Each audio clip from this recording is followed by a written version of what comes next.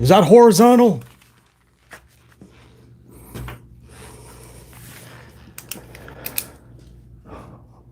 Horizontal, vertical, what is it? What more do you need?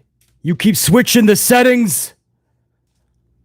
I abide by the rules. I put it on horizontal. What do you want? This platform, I tell you. Keep switching it. Oh, now you want to give me ads. Okay, let's all watch an ad. Let's get BC a coffee.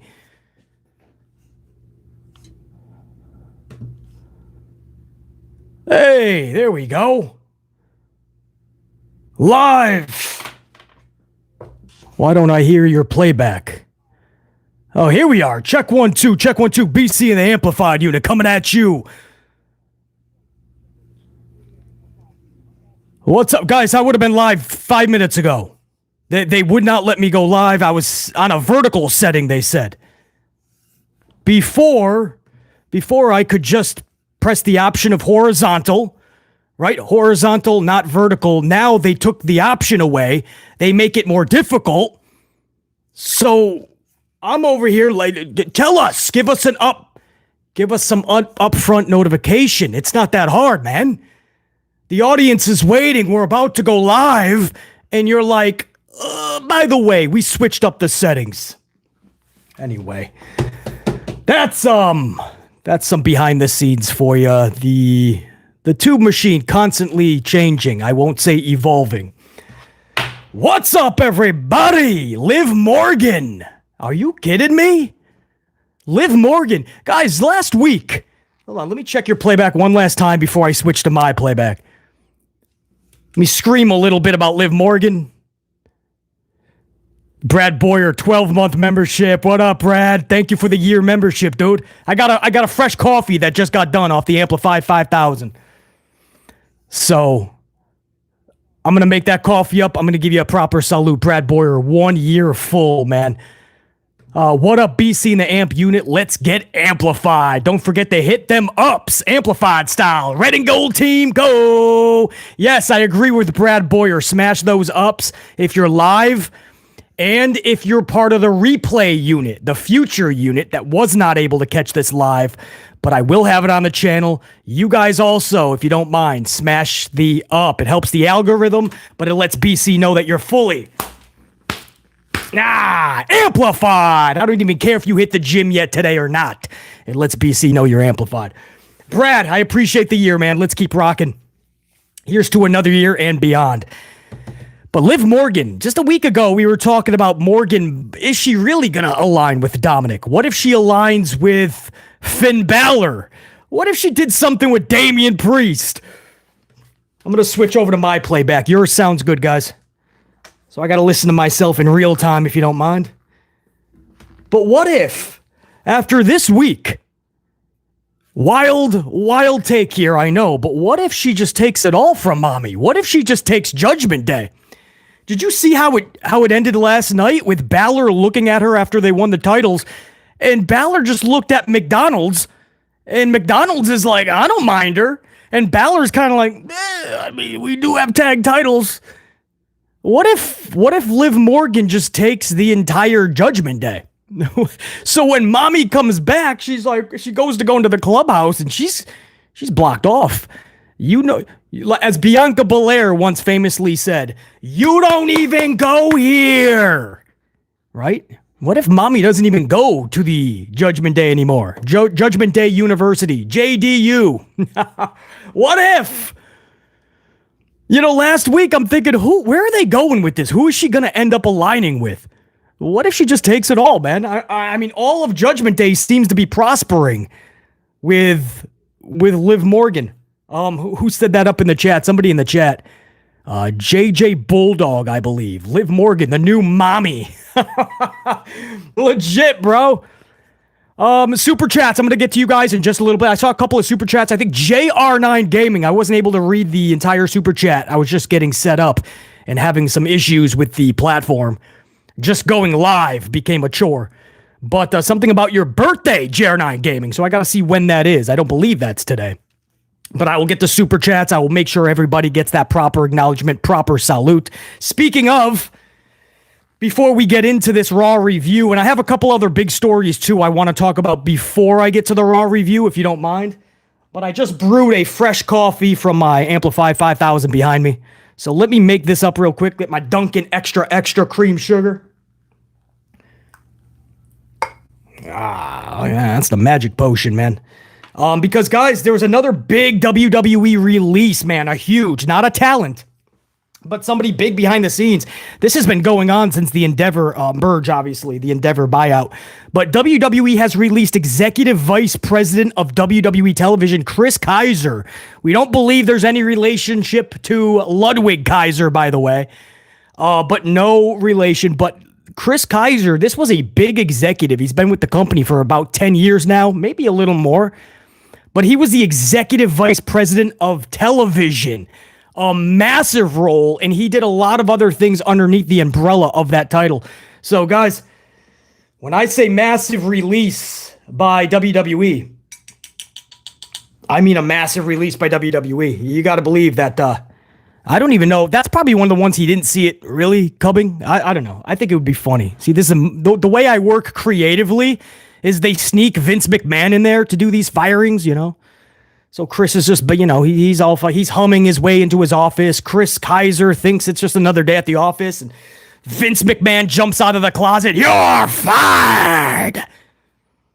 Right? Have some fun with it, right? You're fired anyway. You might as well have some fun. Vince jumps out of the closet, right? If you're gonna get fired, wouldn't it be fun if fucking Vince just fired you, right? You're still going to get your severance package. You're still going to get a huge payday. This dude, Chris Keiser, probably doesn't have to work for another year. That's how much WWE is going to give him a severance package. Make sure that he's set up fine. And he'll get more work. I wouldn't be surprised if that's a name you don't hear in AEW. I mean, this is a dude who was pretty vital to the company. What happens is when Endeavor comes on board and it becomes all about that bottom dollar, you start seeing who's making the most money. And I'm telling you right now how it works in business. Those who are making the most money, if they think they can shed that a little bit, maybe use the UFC TV guy or this or that guy, they will absolutely boot you. They'll pay the upfront loss, but over time, that salary that they were paying you, that'll end up working in their favor. So anyway, Chris Keiser, and it was not a good Monday for if your last name is Keiser, because Chris Keiser got Das Boot from the company, and Ludwig Keiser, I believe Fightful was the last. There's been a couple of reports. Fightful may have been the last to report it, or the last that I saw, but Ludwig Keiser may have been injured on Monday night in a matchup with Braun Breaker. We'll be going over that, by the way. So Ludwig, it was a suplex by Braun. I have not seen a replay on it, so I cannot blame this on Braun botching. Maybe you guys saw it. Maybe. I don't know. The problem with somebody like Braun Breaker, it's a high-octane guy. You're going to get injuries, guys. You're just hoping that Braun is a consummate professional, and it's not going to go like the Goldberg route where it's just so wild. He's so amplified that he cannot tune it down. That a super kick to like Bret Hart's dome piece doesn't have to be what it became. That knocking yourself out into a door before you have a match with somebody like The Undertaker, that doesn't happen. Braun Breaker is a very amplified dude. I love that about him. A lot of people see the potential. Half of it is because of amplification. Maybe more than. But sometimes when you're so amped up, you start to believe in your own hype. You get a little reckless in there. So we're not saying that Breaker did that as a massive botch. That could have been, maybe it was Ludwig who turned at the last second. Maybe it was Ludwig that botched. But it sucks that this early on, you're starting to even hear about injuries, and it relates to around Braun Breaker. You know, we saw things like that for so long with the Goldbergs. We saw it for so long with the Ridge Hollands and so many others. So we have to find out more info. First and foremost, the severity of the injury for Ludwig. Maybe you just shake it off for a week. Maybe he'll be back in segments this upcoming Monday. But Ludwig Keiser possibly injured in a matchup with Braun Breaker. We'll go over that match in this review too, by the way. What else do I got? So a release by Chris Keiser, the Executive Vice President of WWE Television, got Das Boot from the company. Ludwig Keiser, no relation to Chris Keiser. Ludwig is possibly injured. BC, you got any good news? Well, if your name's Jacob Fatu, I got some good news. WWE has indeed filed to trademark Jacob Fatu, the name, and Samoan Werewolf. Why that is good news for Jacob Fatu is that wasn't just a little bit of an audition. That was your calling card to Paul Levesque McMahon and WWE. They're going to go full throttle with Jacob Fatu. Massive contract. He's already been signed, actually, for a few months. They just kind of kept him under wraps. But this is now the company going, okay, that was really good. We're going to go ahead and trademark all this. We're going to put the machine a little bit behind you. Also trademarked is the Samoan Werewolf. That's also, of course, Jacob Fatu's nickname. Samoan Werewolf has also been trademarked. Now, that's good news for Jacob Fatu because, again, he's got that steady employment, he's got that steady gig. The opposite, though, for Jacob Fatu, why it's not good, is they trademark Jacob Fatu. Well, that's what the dude's name is going for. That's what he uses. So if there's a falling out with Jacob Fatu in WWE, good luck using that name. Guys, we've seen in the past, it doesn't matter if that is your name, like your literal name. WWE, if they have it trademarked for entertainment purposes, you can't use your actual name in another company. We've seen it time and time again. Now, sometimes you are able to after you go through litigation or the former company just doesn't want to go through full litigation. So then you can use your name. We've seen that in the past as well.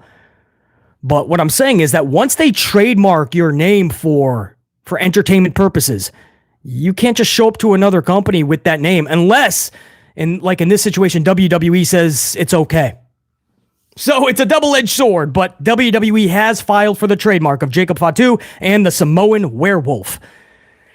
What other news before we get into the Raw review? Oh, the WrestleMania 40 documentary that has been put on hold. A lot of people thought it was because The Rock needed to really go through it again, see what needs to be taken out, put in. We don't know if that's true. Brian Gerwitz said that's not true. But it has been held on the shelf. That doc is going to be released July 3rd.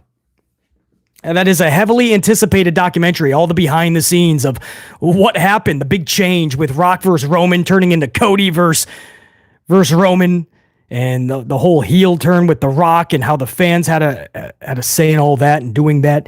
It's a huge documentary. It's going head to head. Guys, isn't that Forbidden Door? You guys told me in yesterday's live stream, Forbidden Door is July 3rd, correct? And this is coming out right during the kickoff, the little pre-show, and right before the actual event, 7 p.m. So it's not something that's just coming out during the day. So you can get that done and then watch Forbidden Door. They're literally putting this up at 7 o'clock. They're putting it up against the... is it the 30th? Okay, so it's not Forbidden. Okay, so they're just going to have a big premiere with it. What day is July 3rd? I don't even know. Where's my calendar? Wednesday? That can't be right. Is July 3rd a Wednesday, or am I on a different year calendar? So they're putting it up right before Dynamite then. Okay. They're like, listen, Dynamite's ratings are at 500,000. Let's put this documentary up against it. Wednesday. Okay, 7 p.m. So they're going to try to get all this buzz right up against Dynamite then, not Forbidden Door. It'll be the post Forbidden Door show for Dynamite. I got it. Thank you guys for that correction. So Sunday the 30th, Forbidden Door. That Wednesday for Dynamite will be the post show, the big show. But WWE is going to plant the huge documentary, WrestleMania 40, right up against it. I don't know, if you guys are home on a Wednesday, or you're with the boys, you're bored, and you want to watch something, and you tune in some wrestling, are you guys going to watch AEW on Wednesday? Say it's 8 o'clock, right? Came out at 7, but you were doing something at 7. Are you guys going to watch AEW, or are you going to watch the documentary from WWE, WrestleMania 40 behind the scenes? Up in the chat. AEW, or are you going to watch the 40 doc? Well, I'm seeing what you guys are going to be doing on that Wednesday. Let me give you all a big salute. The hundreds that will be in and out through this stream, and the thousands that'll catch this over the next 24 hours on the replay unit once this goes up on the channel. Salute to every single one of you guys. Thanks for smashing it. We're only a handful away from 100. We haven't even started the Raw review. I appreciate you guys big time. Salute. A lot of you guys are saying the 40 doc. So no live AEW. You want to watch the doc from WWE.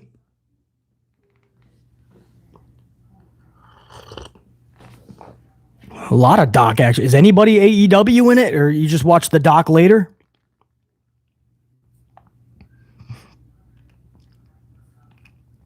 Yeah, I think the doc is debuting right on YouTube, actually. So I don't think it's even like WWE Network or what do you call it? Peacock. I think it's actually the YouTube machine.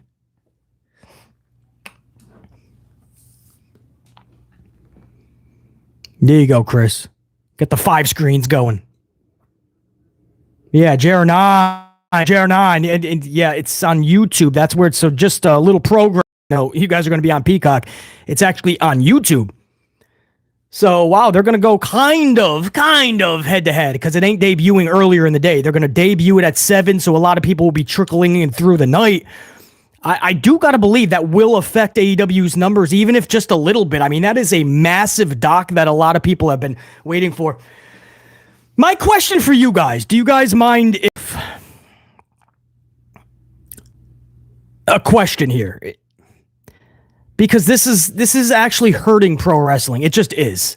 And if you're really younger, you don't really see why, maybe, because kayfabe not really being anything doesn't really matter to you because you probably grew up in a time period where this is wrestling. You always knew the behind the scenes. You always knew what was actually happening. But is this peeling back that curtain too much? Is this the final nail in the coffin? Is kayfabe truly done after this doc? This doc, guys, is going to tell you everything that went into 40. It's going to pull it all back. The heel turn by The Rock, everything you see with The Rock and Cody. If you're an adult, I'm not saying us. We know the shtick. I still don't feel it's appropriate for this much kayfabe to totally be stomped on, shitted on, pissed on, thrown to the wayside.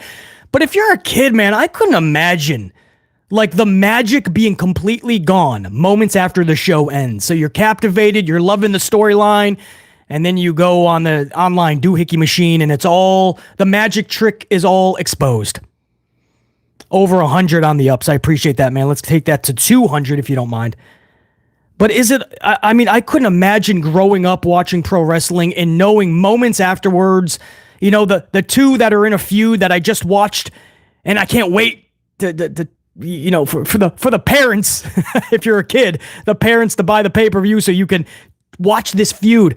But after that segment, you see a photo online of them at dinner together. You know, I couldn't... Like, this documentary just seems like it's pulling it all back. And on one hand, wow, that's so cool, right? We're going to see how it all went down. Paul Levesque McMahon's meetings with the Undertaker, probably, with The Rock and Cody and how they all made it turn because of the fans. On one hand, yay, cool for us. We get to expose the business even more. Yay for us, it'll be entertaining.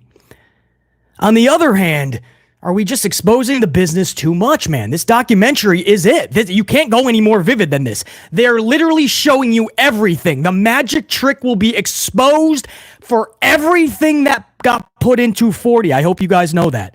I've even seen a trailer that has not been released public-wise. And this trailer, you're not going to believe what they're putting in this, man. Fabe will ever or should be ever. It's a different time, different age. I get it. But if you completely kill kayfabe, if you expose all the magic tricks after every single segment or show, guys, that's going to kill off the business in a way where I don't even know how you resurrect it.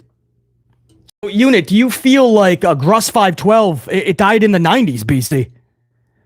Unknown, you're right, Beastie. Chris Summers, unfortunately, it is. Flip, yeah.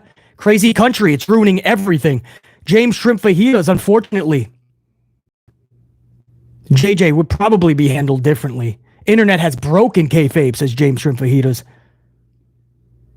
Humble 85, quick money grabs are hurting the wrestling industry, for sure. Double-edged sword, Chris Summers. Yeah, I mean, we get entertained and we get to know a lot of stuff beforehand, but then, like, the damage that it's doing to the business, you can't get that back. I guess what I'm saying is, and this is a deeper conversation than I was planning on going to the Raw review. This was the last piece of news, right? This documentary date. But why not? We're live. I think now's the time to have this discussion.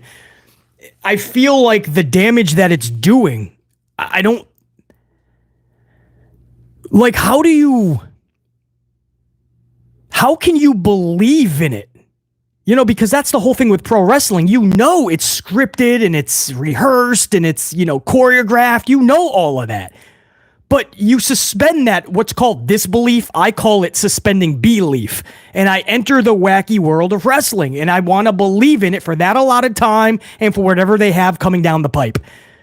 But when you just take a shit on all of your work moments after the show ends and you're putting up pictures of the guy you're feuding with eating steak, or you're putting up documentaries exposing exactly every detail that went into the match and the segment and the feud. So then when The Rock comes back and The Rock and Cody Rhodes have their feud, how do you get that documentary out of your dome piece? Like, even if you tell yourself, I can easily do it, BC, subconsciously, it's still going to be there, man. You're going to remember all of the hocus pocus, And even if you're saying it's still being done good, so I'm still looking forward to it, still, subconsciously is not going, your subconscious will not let you be 100% into this. Because at least, even if it's bare minimum 10, 15, 20% of your subconscious will be telling you or reminding you of all of the BS, hocus pocus magic that got put into it. I understand the business is being exposed. Kayfabe is all but dead. But you can't literally kill it off. Like Chad Gable, it has to remain, even if just a little bit, alive! Once kayfabe completely dies off, guys, pro wrestling's done, man. There's nothing left. The magic is completely gone. And then, trust me when I say, in a matter of time, the most entertainment won't even be the show. People will be looking forward to the documentary behind the show more than the actual show. How do we know this? Because basically that's what's already happened with the WrestleMania 40 doc. And when that gets so old and so redundant, because we're doing it for every big event, right? It's going to get outplayed, and people have had their fix of that type of entertainment. What's left? They're not going to go all the way back to the beginning and just watch the shows, not know how the magic was created, how the recipes went into the finished 5-course meal. They want to know the ingredients. They want to know the recipe. They want to know every step that it took to get that 5-course meal. You shouldn't have to know that. That's up for the chef. The chef is making you that meal. You sit there, you eat it, you can critique it, but you don't know. You don't need to know the chef's recipes, man. Let Ratatouille do what Ratatouille does.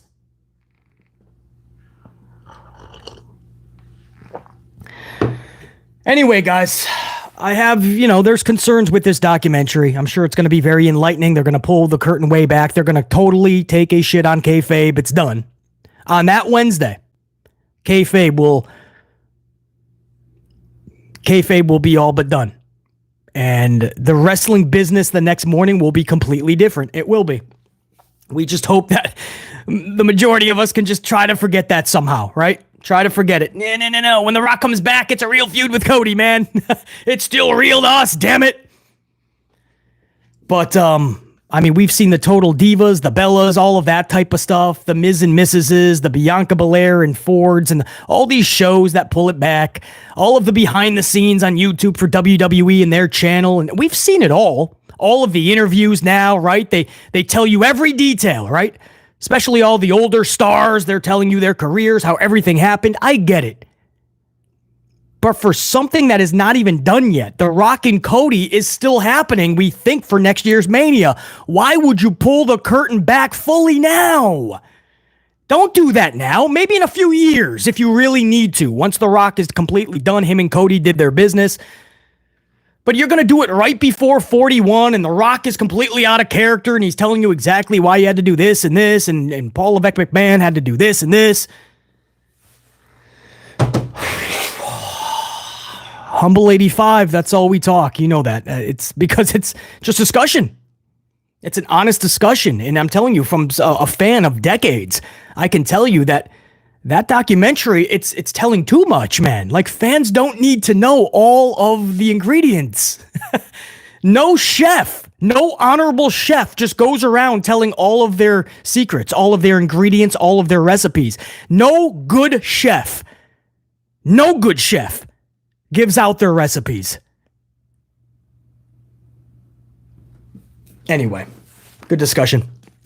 And that's all the news I have for you before the Raw preview. Review. That's what we're doing. We're not previewing it. We're reviewing Raw. Let's get in. I'm going to get a swig of coffee. Super chats. I will make sure that I get to every single super chat before I am done being live. So everybody, I'm going to make sure I get to you guys. Trust me. I appreciate it big time. We're going to start off from the very top. Miz replacing Pat McAfee in Indianapolis, of all places. They were in Pat McAfee country, and the Miz had to replace Pat Mac. And that was an issue because Pat Mac was involved in a storyline later with the Wyatt Six, but he wasn't even there.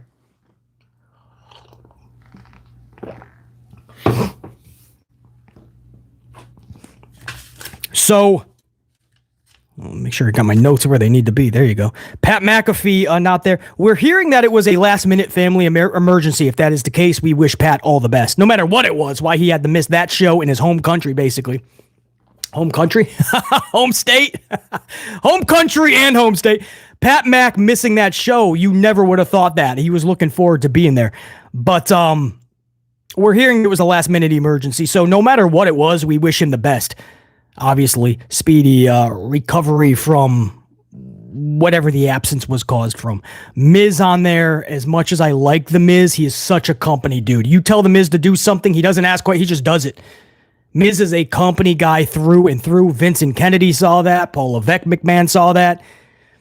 Much respect to the Miz, but the Miz being on commentary, I was like, uh-oh, this could be a long 3 hours, guys. Oh, is that what it was, Troy? Father-in-law passed away, possibly. Okay.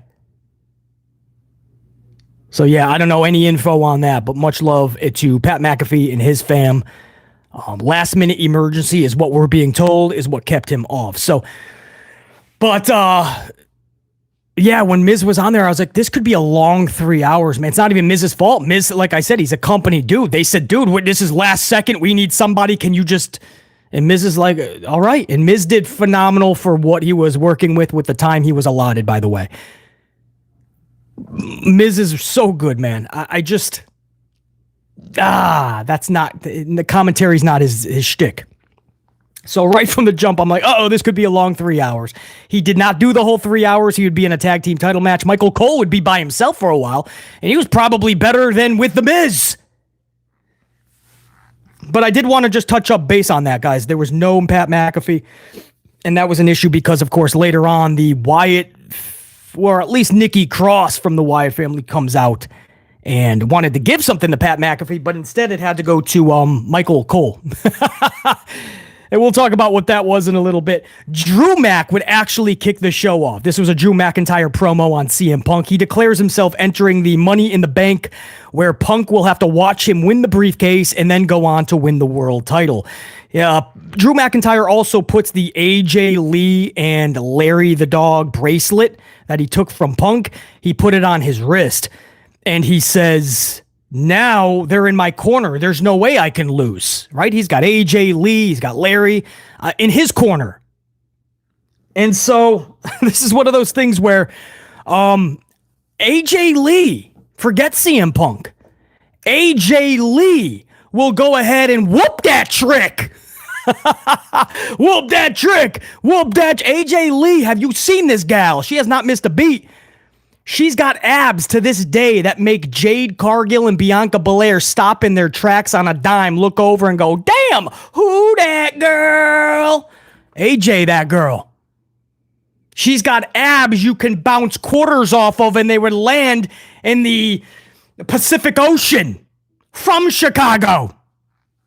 That's a far distance. Boing, boing, boing, boing. That's AJ Lee's abs. She's in phenomenal shape. She can not only have a wrestling match right now, she could probably do an Iron Man match. And you won't be fucking with AJ Lee? First of all, we already heard Larry the Dog is 1-0 in competition. We already heard he took out Kenny Omega in a backstage brawl match. We heard that Kenny Omega tapped out to Larry. So we already know Larry can hold his own. AJ Lee can hold her own. And then CM Punk, even if he still has one arm dangling. Or no legs. I have no legs, no legs, no legs, no legs, no legs, no legs, no legs, no legs, no legs, no legs, no legs, no legs. Doesn't matter if he's got one limb, one hanging arm, no legs. CM Punk with AJ Lee and Larry the Dog. Drew McIntyre's got a bunch of issues. At that point, just take Wyatt's advice. Run. Fucking Larry's chasing him. AJ Lee's fucking bouncing quarters off her abs and getting him in the dome piece, right? Boing! That's her superpower. She's bouncing quarters. No matter how fast Drew's running, the quarters are decking him in the head. CM Punk is fucking scooting his one leg or fucking one arm. He's fucking dragging his ass. That's one heck of a Chicago trio right there, chasing after Drew B. McIntyre. I don't know what the heck we're talking about right now. We're going in left field with a hockey stick. But the point is, you put that bracelet on, don't be surprised if Larry the Dog is chasing after you now, man. AJ Lee bouncing quarters on you, man. But Drew B's been amazing. All kidding aside, Drew McIntyre has been so good. And that's what we need. No more tweener Drew McIntyre. You know, just go heel, man. This is going to be some of your best work. We saw it with Roman Reigns. I don't know why he or WWE, Paul Levesque McMahon, they keep wanting this guy to be a tweener. It has nothing to do with Scotland, by the way. We already know he was going to be a hero there. He still high fives fans in the States. He still plays the tweener on the promos. No, just go full throttle. Last night, he said, from here on out, if you chant the name CM Punk, you're dead to me. You're done. Done. That's what we need, man. Awesome work by Drew McIntyre. Now it sets the stage, though. Now he's going to be put in Money in the Bank. So I ask you guys, man, you're going to put him in Money in the Bank. If you're putting this dude in Money in the Bank, doesn't CM Punk screw him again? There's no way Punk is going to let what happened in Chicago go. Punk has already screwed him 2 times before in big matches. WrestleMania, Scotland's Clash at the Castle. You got to believe Money in the Bank is going to do it now. Now the decision here is, or the choice, or the overall feeling is going to be one of 2 things. A, it's perfect storyline trajectory. Screw him again for a big moment with the title opportunity. Money in the Bank, screw Drew again. Or on the other hand, is it becoming redundant? Do we have to move the storyline in a different way? Or are they just going to go tick for tack for the next 4 months until CM Punk is probably actually cleared? Who knows? They're still trying to get him for SummerSlam, by the way. He could actually already be cleared. We don't know. What do you guys think, man? Does Drew screw Punk, or does Punk screw Drew over at Money in the Bank, cost him the briefcase? Does Drew get in Money in the Bank? Wait, he has to qualify, right? Do we even have a Drew qualifying match? Well, there's so much, I guess, maybe even BC missed or has just not been announced yet. Drew will be on the ladder. Punk will tip the ladder, says Alicia. Yeah. Maybe get him right in the fucking Natuziak River, you know, the Natuziak River, the double wazoos. My pick is Chad Gable to win. Darkman 060. Possibly. It doesn't matter what happens to Chad Gable at this part. Chad Gable is like Kenny from South Park. He's just going to keep going, man. Guy's like an Energizer bunny. He's alive. Punk will be involved. Brad Boyer. Unknown. AJ and Larry screwed. Could you imagine? Like, it. Listen, he brought AJ Lee into the storyline. AJ Lee has no beef with anybody in WWE. I'm telling you that right now. She never even had beef with Vincent Kennedy. And I know the paperwork on the wedding and all that. AJ Lee has remained pretty good with everybody. Now with Punk back in good with everybody, AJ Lee has no problem showing up. It just has to be the right situation. AJ Lee even never said never to another match in WWE or pro wrestling. But we're not even asking for that. What if you just added her into the storyline at some point, right? JR9, his qualifier, Drew versus Sheamus versus Dragunov. So Dragunov loses again, right? Unless Punk screws him over in the qualifier. So maybe it doesn't even get to Money in the Bank. CM Punk shows up to Raw, screws over Drew, and then it becomes Sheamus or Dragunov. Dragunov cannot lose again, though, right? That would be like 5 losses in his first 6 matches.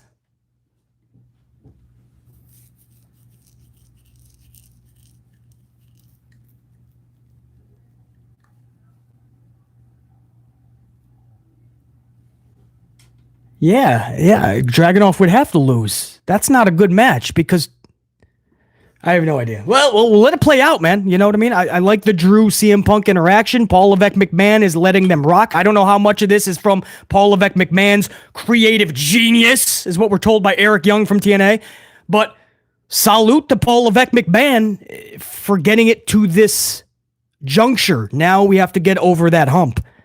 Otherwise, it will be redundant. I'll let it play out. I'm not minding this at all between Drew and CM Punk.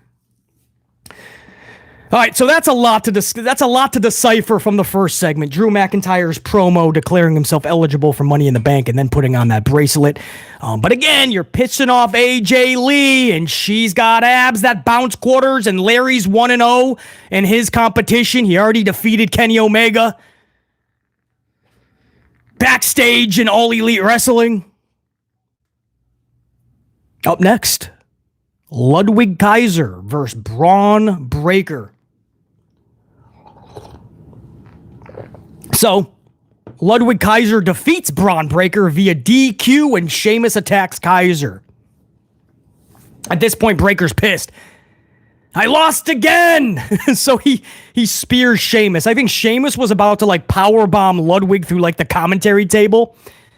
Or just on the outside mat, but Braun comes over and spears Sheamus while Ludwig was in the air. So they tried to make it like a wild, badass spear, but it wasn't that ferocious at all. There's no way they could top what they did last week with Keiser and Braun and that spear. So again, he spears Sheamus, and that was the end of the match and segment. That was literally it.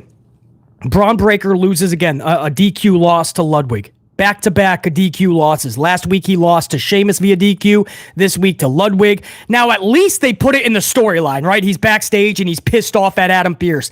I keep losing. Everybody's ruining this for me. But you got to be careful. This dude is starting to sound like an excuse machine, right? It's everybody else's fault. It's Bruce Pritchard's fault, right? That was a big thing in the business. Instead of blaming Vince, a lot of people went to Bruce Pritchard. I still remember, man, there was a time where Bruce Pritchard was on vacation for or something. He was gone for weeks. And in every Raw that was really bad, everybody was like, frickin' Bruce Pritchard! And I was like, do they know this dude's been gone for the better part of a month? But it's everybody's fault. Right? Who was it? Gene Schnitsky? It's not my fault! I think it was Gene Schnitsky. You guys probably don't even know what I'm talking about. There was a wrestler named Gene Schnitsky. His whole shtick was, it wasn't my fault. He would just go and beat people up and do everything, and then he would just say, I didn't do it. But for Braun Breaker, it's like everybody's fault. And so you got to be a little bit careful. Dude, you're getting DQ'd because you don't got your eye on the ball. This is WWE, and this is Paul Levesque McMahon's WWE. You're going to have run-ins galore. You're going to have constant interference. Ain't nothing going to make sense. You have to make it make sense. Going back and crying to Adam Pearce, man, I don't know who's going to be in his ear more. Chelsea Green? Or is it going to be Braun Breaker? But Adam Pearce it's going to drive this dude to the nearest bar. I mean, Braun Breaker is just complaining every single week. He's crying about how everything isn't to his liking. Well, go and win the matches, man. If you beat Sheamus last week in a good amount of time, you wouldn't have had to worry about interference. If you were able to beat Keiser in a good amount of time within 10 minutes, you wouldn't have to worry about interference. You couldn't get the job done, and here comes Shamey. Shamey wasn't waiting anymore.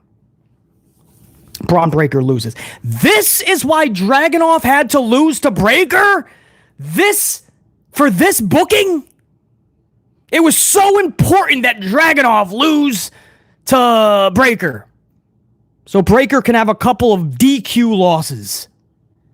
Now again, as I said in the news portion before we got into the review, we do believe that Ludwig Keiser was injured in this match off of a Braun Breaker suplex. We're not going to be calling Braun Breaker a botch artist or anything like that until we actually see the footage, know that there was an injury, and then we'll start to, kind of dissect where the injury happened. But we do believe that Ludwig was injured. We just don't know the severity. He could be on Raw this upcoming Monday for all we know. Just a little bit of a bandage on his arm. But it's an arm injury from a suplex is what we're being told. So we'll see.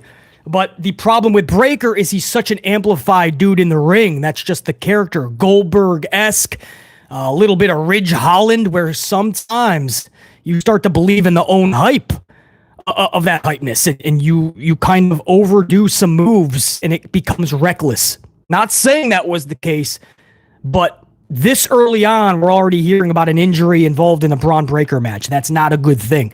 So the trick, and Breaker has probably already been told this by Paul Levesque McMahon, Shawn Michaels, William Regal, whoever's back there to give this kid advice, his own father Rick or his uncle Scotty. But everybody's probably telling Breaker, keep that amplification, right? Keep that hype up, but also know how to zone in on every single move that you are doing, because that Goldberg kick to Bret Hart that we brought up several times this week, that's why I bring it up. It's the most freshest conversation-wise. That kick, guys, if you go back and watch it, that could have been pulled in. Goldberg did not have to follow through with that kick. It was just a super kick, and he's got those hard boots on. But Goldberg was so amped up. Goldberg said, he even told Bret. Bret says he told him before the move, watch for the kick. Why are you telling me that? How about you watch your kick? So Bret didn't know what he was talking about. He's like, all right, I'm going to take a super kick. I'll watch for it, I guess. Boom! There goes Bret. That could have been avoided if you just zoned in that amplification a little bit, man. You can't just go full throttle because you're going to go reckless status. And once you go reckless and you injure too many people, unless you're like Nia Jax, which injured 10 and they just said screw it. But to Nia's credit, since Nia's came back, this is like a whole different Nia. It's like she wants to be there. She's gotten better. So I got to give her props. That first run for Nia Jax, it was like, I don't care, just reckless. When she hit Becky Lynch, that wasn't just an accident. She was pissed off because people were swarming her and she didn't want to be in that corner. She turned around and just, whoever was there was getting smacked. Becky got nailed. That was a legit punch. Doesn't take a rocket scientist to see that. She was not happy about all these female. They thought they were really just really hovering her off just what was scripted, and she turned around and wabaka'd. So, I don't know. But you might hear over the next few days about an injury involving Breaker and Ludwig. And we're already talking about that. I knew it's Breaker's style. There's going to be people that get injured with this style. Interesting, man. So, yeah, it's a completely different Nia. I'm not saying take her to the top with all the titles. Relax. I'm just saying, like, it is a completely different Nia Jax. That was the problem with her on the first run. It just didn't look like she wanted to be there. Then she cuts the interviews, and she basically admits, I don't want to be there. So it's like the fans can't really connect with that. And she was just always she didn't want to sell. It just wasn't like a passion it felt. Now it's like it's a yin and yang. She's working well with everybody so far that Nia Jax has worked with. Hey, if this is the Nia Jax we're going to get, keep rocking. Let's see what she can do. But Braun Breaker loses to Ludwig Keiser via DQ. That is 2 back-to-back losses for Breaker, by the way. Lyra, Valkyria versus Shayna Baszler versus Kairi Sane. This was a Money in the Bank qualifier where Val would defeat Shayna Baszler and Sane. Val would actually pin Kairi Sane off the Nightwing finisher. And it got a little more vicious. This is a finisher I did not think would put anybody away. Because Valkyria, who I'm actually getting more and more high on as the weeks go by, she's actually got talent, got a good look. There's a possibility she could be something special in WWE. They're giving her a chance now. We'll see if she sinks or swims. But her first few weeks on the main roster, go back to when she would hit her finisher. It was like she was just sitting down. It was not vicious at all. You might as well do a fruit roll-up. You have a better chance. Last night, she took Kairi. Maybe it's because Kairi is very small, so it's easier just to like scoop her up and just slam her. But she put some emphasis on that finisher finally. The finisher looked like a finisher. Kairi was down and out. I would say looking up at the lights, but if you know how that finisher is portrayed, she was kind of looking at Lyra's Valkyria's. Yeah, that's what she was looking at. But anyway, she could hear the count. 1, 2, 3. That was it. Kairi. A lot of people upset. They really wanted Kairi in this Money in the Bank match. There was going to be no chance. I'm telling you, they're very high on Val. I told you in yesterday's live stream, Val is going to get this W. Vincent Kennedy McMahon just doesn't see a lot in Shayna Baszler. And Paul Levesque McMahon doesn't see a lot in Shayna, and that's why you continue to see Shayna just get nothing. You know, they're just not high on Shayna. That's a shame, because Shayna, I remember her in NXT. I mean, she was so believable. She had really good matches. You really thought there was no way Vince could screw it up, but he did. And you were just hoping that Levesque McMahon could somehow, like, try to restructure her. Never even took the chance. But I guess he sees just too many females right now, and Shayna's just not in that category. But Shayna, there was no way she was winning this. Kairi, there was just no way. This was Val's matchup. Val moves on to Money in the Bank. And then hour number 1 ends with this week's long steady cam shot. Every week, right, this is their new toy in production. The long backstage camera shot, right? The one shot steady cam. And it just picks somebody up from the deep into the corridors, the locker room, or in the parking lot. And they walk through the hallway, and they walk through Gorilla, and they go through the curtain. Right? It was so cool when we first saw it. It's still pretty cool, but I mean, every week somebody has to have the steady cam shot. I say take it away. Do it every now and again. Make it special, because it's such a cool shot. But if you just do it every week, man, when we really have an awesome segment that could use that, a good story, you know, it's just, that's this week's Steadicam shot. But Liv Morgan was the recipient of the Steadicam shot this week. Liv Morgan going through the quarters, going through Gorilla. Music hits, she gets amplified. The camera shows up behind her with the whole crowd. Liv Morgan was about to get more of a rocket from this company. Liv Morgan was all over this show. Ending hour 1.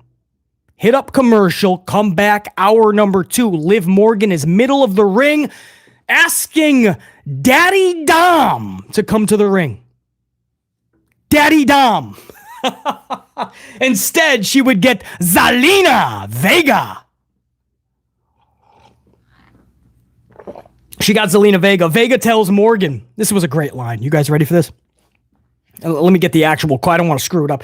So Vega tells Morgan, while you're busy chasing Dirty D, I'm chasing the women's championship. Now, you don't need BC to tell you she's not talking about Dirty Dominic. While you're chasing the Dirty D, I'm out here chasing the world. Yeah, the Dirty D was not Dominic. You know that. I know that. She also says to Liv Morgan that you're out there you're just chasing sloppy seconds from Rhea. Literally says sloppy seconds. No joke. The crowd erupts. Dominic Mysterio would come to the ring first, and then the crowd would erupt in sloppy seconds chants. Sloppy seconds. And this isn't Fox. USA will beep things out, but USA let it go. They're just like, well, technically sloppy is not a bad word. Seconds is not together it's not the nicest thing, but listen, let's just let it, let's just not beep it. And you heard a loud ass sloppy seconds chant, but Morgan was great. Liv Morgan goes like this. So the crowd is heavily doing the sloppy seconds. Liv Morgan goes, so, I don't care. I swear. She looks at the crowd and goes, so? I don't care. What the fuck is that? So you call me sloppy? So? Liv Morgan doesn't care, she says. Morgan then attacks Zelina. Rey Mysterio hits the ring to get Morgan off of his fellow LWO member, but Dominic shoves Ray square on his ass. And then Dominic leaves the ring, and Liv Morgan looked like the knight in shining armor just saved him. And Morgan starts chasing Dominic like a lost puppy, and is just so ecstatic that Dominic helped her. And Dominic just wants nothing to do with any of it. But Liv Morgan leaves with Dominic. Ray is on his ass. Like, damn!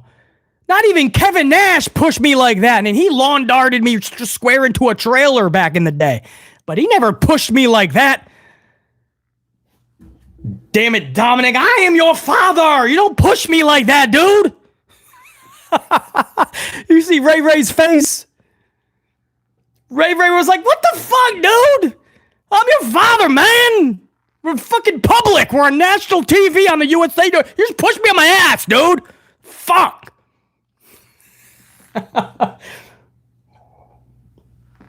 Zelina Vega looked awesome last night, too, by the way. They're going to let them rock at some point. You're probably going to get, if it hasn't already been announced, you're going to eventually get Dominic and Liv somehow versus Ray and Zelina. Can't say I'm against that idea. I just want to see Zelina get what she has earned. Not deserved. I don't like that. Earned. Zelina Vega is so good, man. She's got the look. That's clear. But she's so good, and she just gets better and better, and I just feel she gets passed over so much. If you guys want any indication of how good she is and when she can, if she can step up on a big stage or in a big moment, can you depend on her? I invite you to go back to... was it Backlash in Puerto Rico? Somebody correct me but it was definitely Puerto Rico. I think it was Backlash. She had a big title match with, I think it was Rhea Ripley. Zelina didn't just hold her own. She rocked that match. JR9, appreciate it. Backlash, Puerto Rico.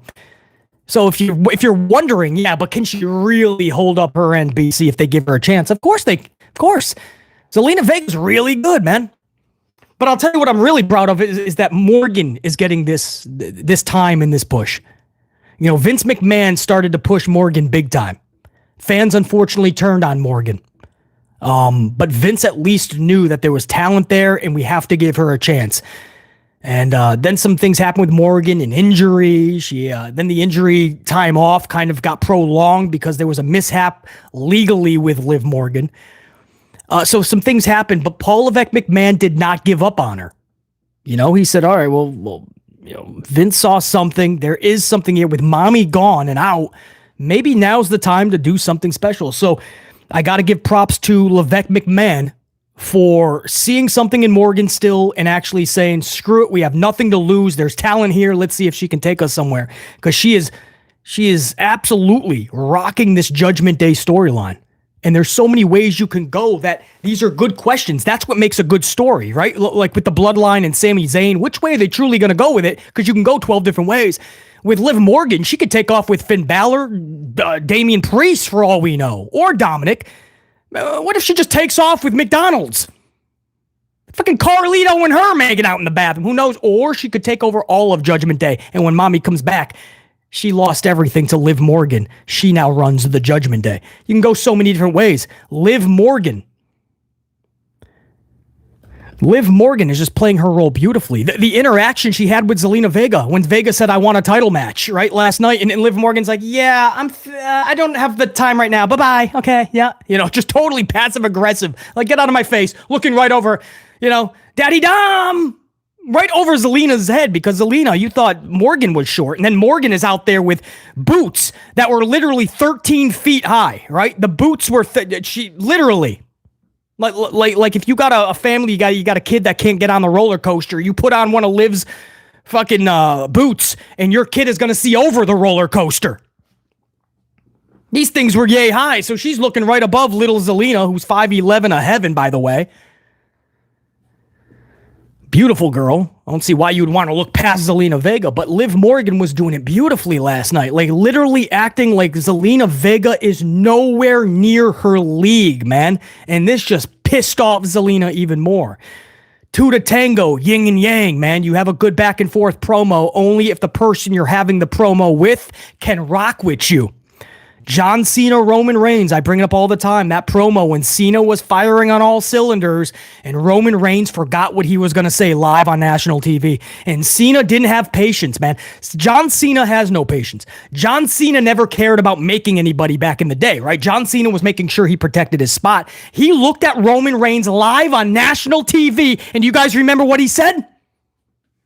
John Cena on national TV after Roman desperately needs a lifeline from Cena. Help me, I forgot my lines. John Cena looks at him and says, "It's called a promo, kid. If you're going to be the real big dog of the company, you're going to have to learn how to cut him." It's called a promo, kid. If you're going to be the real big dog of the company, you're going to have to learn how to cut him.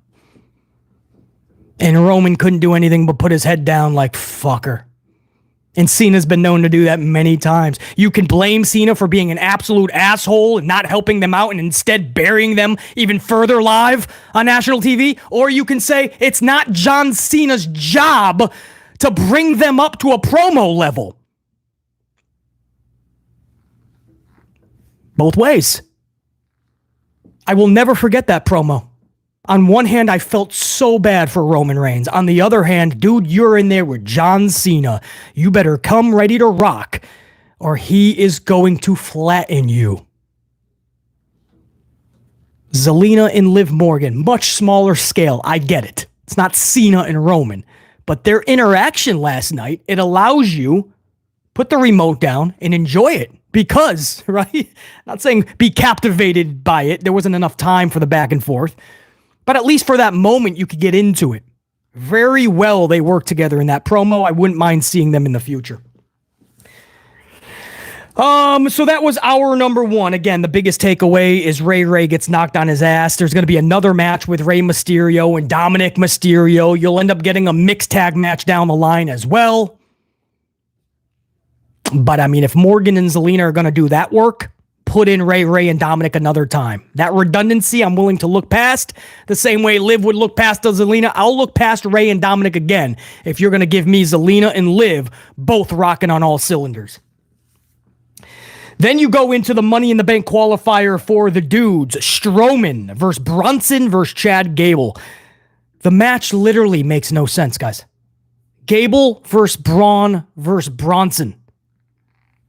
2 out of the 3 were not written off TV last week. They were killed off TV last week. And now they're wrestling like nothing 7 days later.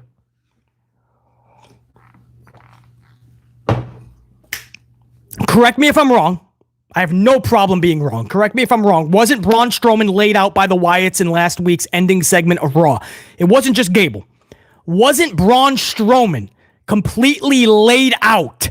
Lifeless. Completely killed off with everybody else. Braun Strowman was in that. Chad Gable's the one that was literally killed off. Braun Strowman damn near.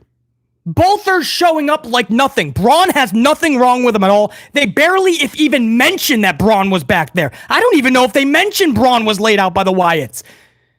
Like you're supposed to miss somebody who's 12 foot 5 inches tall, 852 pounds. Slight exaggeration on the height and weight, but you get my point.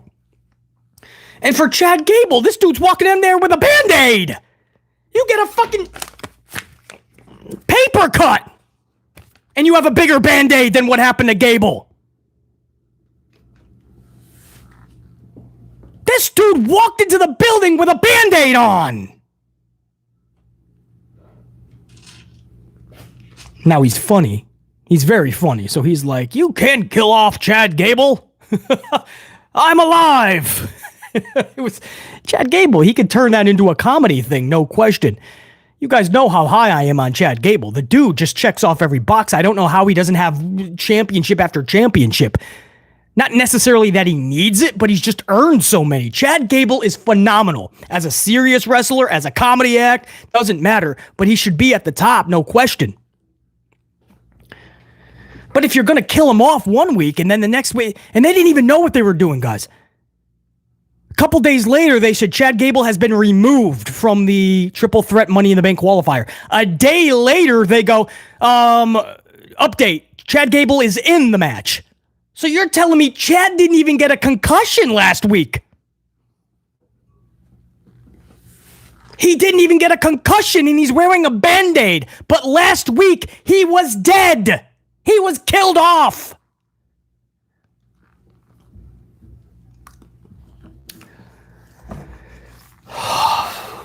Like, just tell that story a little bit more. I like Chad Gable. I love seeing him on Monday Night Raw. A 3-hour show could desperately use somebody like Chad Gable. But I am totally willing to keep him off TV for a few weeks.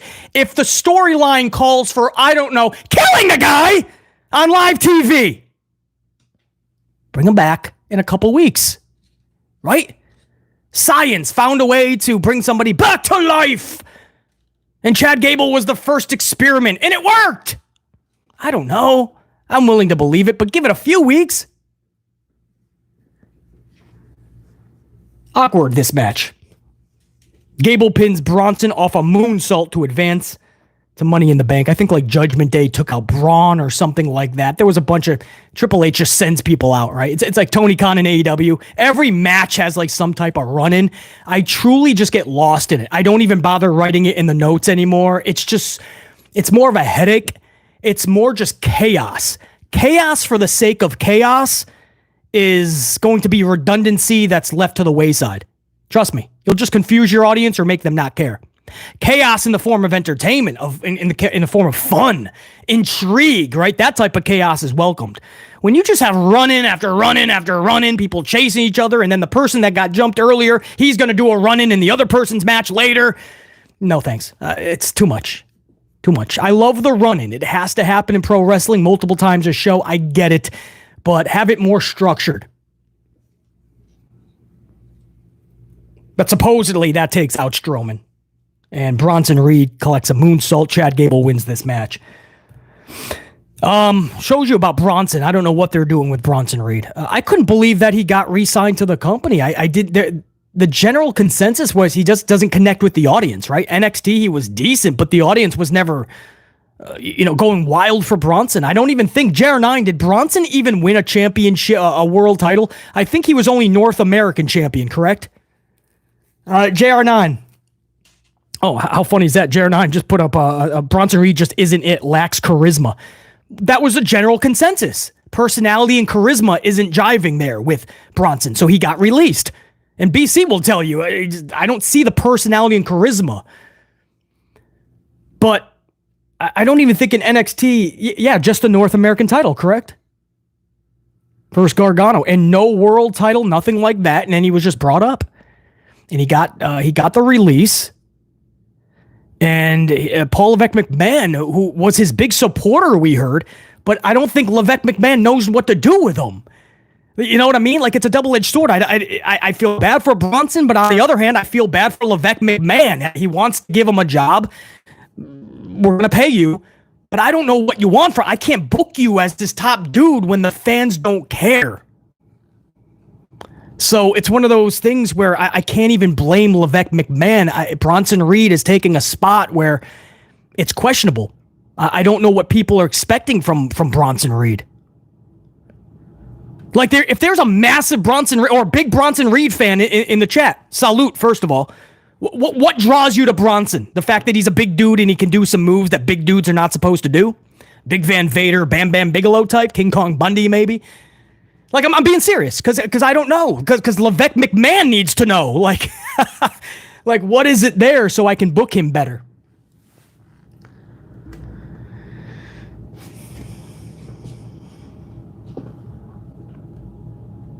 Is there any Bronson fans in here? Well, either way. I don't know. I'm on a delay, too. So I don't know what you do with Bronson, and it looks like Levesque McMahon doesn't know what to do with Bronson. Bronson collects another L here. Triple threat match, laying flat on his back, looking up at the lights. Not a fan of Bronson, but he has talent, though, says JJ Bulldog. Yeah, but every wrestler has talent. That's the problem, right? Do you know how many wrestlers have talent? You can grab any kid right now out of the backyard on the trampoline from his parents that they just bought last week, and he's probably going to have talent, right? Meltzer will be given 10 stars. Everybody will yell, this is awesome, but talent's only going to take you so far. I mean, do you have charisma? Do you have personality? Can you rock a microphone? Can you put a storyline on your back? Can you make fans care? Can you make them intrigued with your actions, with your mannerisms, with your expressions? Talent is only going to get you so far, right? I'd rather take somebody who's going to do a clothesline, a body slam. I'll even take a super kick, right? And maybe you can throw a mean fruit roll up. But if you got personality, I mean, come on, man. You guys know one of my favorites of all time, Ultimate Warrior. He wasn't exactly a decorated wrestler for his skill. So why did fans go nuts for this guy? Charisma, personality, he was wild, amplification. There was something there that you couldn't look away from. Ultimate Warrior had it. So I hear that he's got talent. There's no question, especially for his size. But Paul Levesque McMahon, he can only do so much with you if you can't get over the hump. What I'm saying is there's a lot of things you can rip Levesque McMahon for. This, I don't believe, is one of them. I don't know what Bronson Reed is going to do going forward because right now there's a lack of connection with the crowd.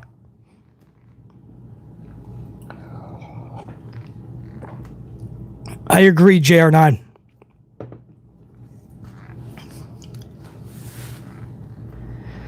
By the way, post-match, after Chad Gable wins this thing, smoke fills the ring, the lights go out. Obviously, the Wyatt 5, soon to be 6, they are there. Or at least one individual, Nikki Kross, slithers through the smoke in the ring. Chad Gable falls on his ass in the corner. Nikki Kross is slithering through the ring, through the smoke.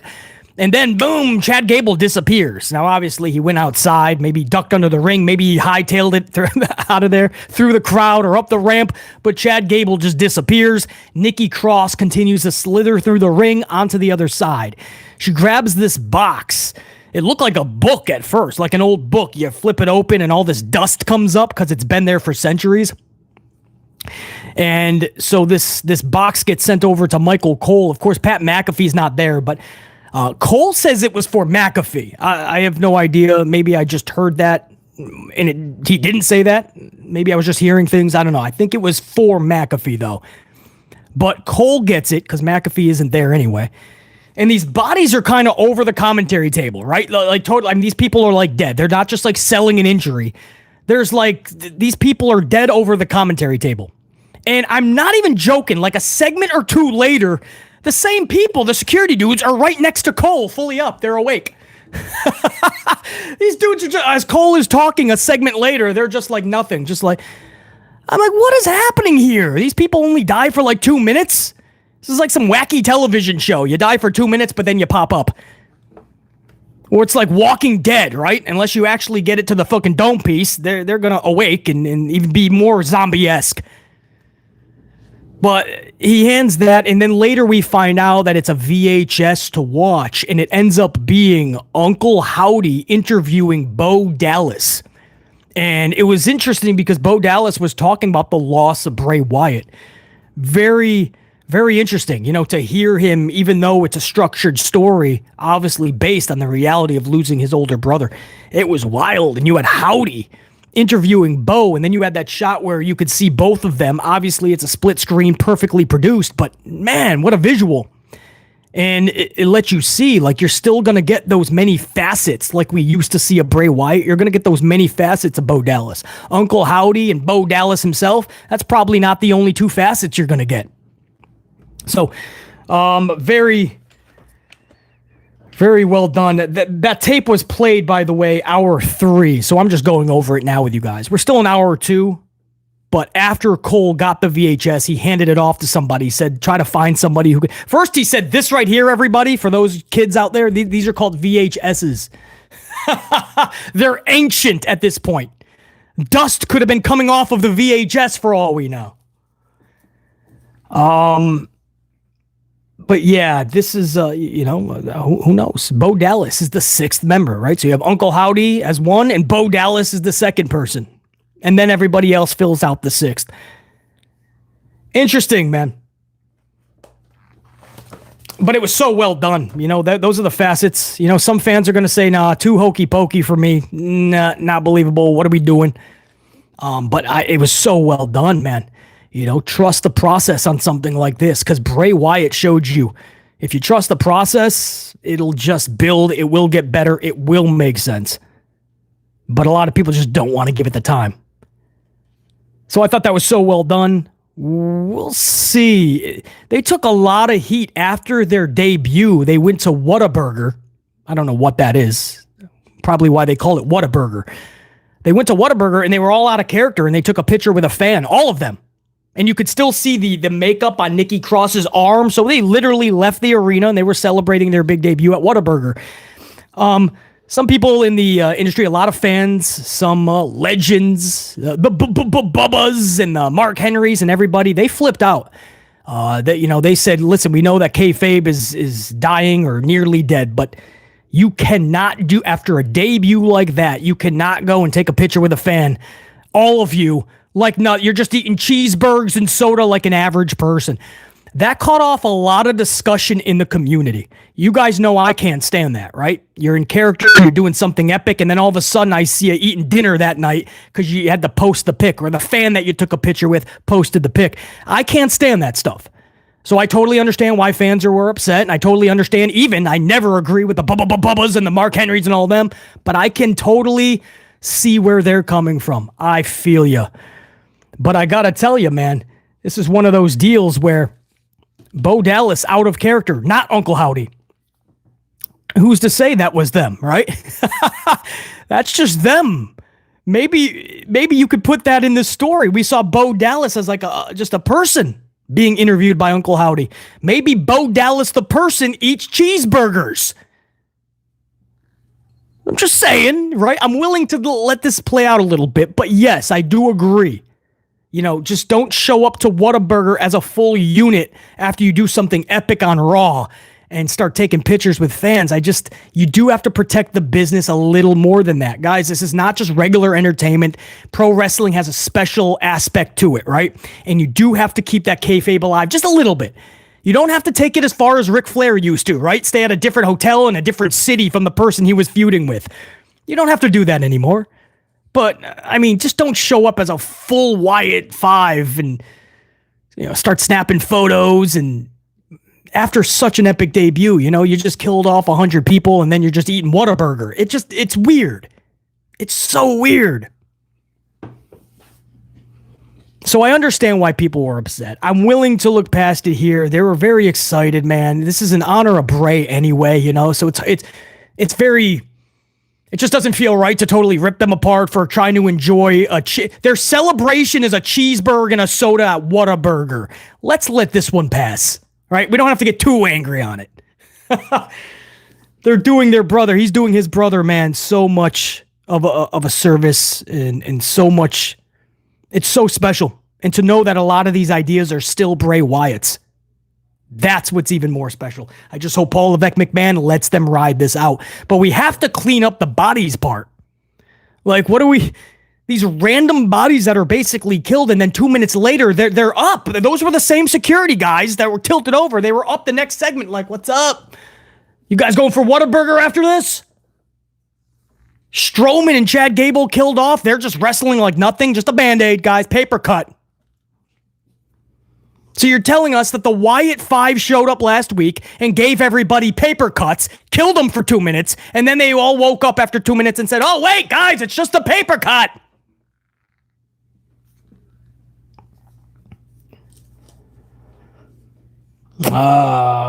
Yes, so that is the Wyatt segment. And then we go into hour number 2 is continued, actually. The end of hour number 2 is Alba, Fyre, and Isla Dawn defeating Carter and Chance. Fyre pins Chance.